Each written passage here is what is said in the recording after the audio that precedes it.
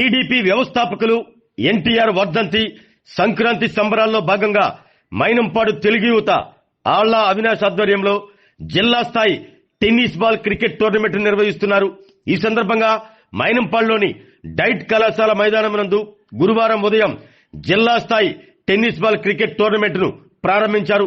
ఈ కార్యక్రమానికి ముఖ్య అతిథులుగా టీడీపీ మండల పార్టీ అధ్యక్షులు మద్దినేని హరిబాబు, రాష్ట్ర కార్యదర్శి అడకా స్వాములు, మండల వర్కింగ్ ప్రెసిడెంట్ అబ్బూరి శ్రీనివాసరావు, ప్రధాన కార్యదర్శి రావులపల్లి సురేష్, గ్రామ పార్టీ అధ్యక్షుడు Alla Rangaiah, Santhanuthalapadu MPDO Suresh, MRO Narayana Reddy, SI Ajay, DIET college principal Sama Subbarao పాల్గొని క్రీడాకారులను పరిచయం చేసుకుని క్రికెట్ పోటీలను ప్రారంభించారు.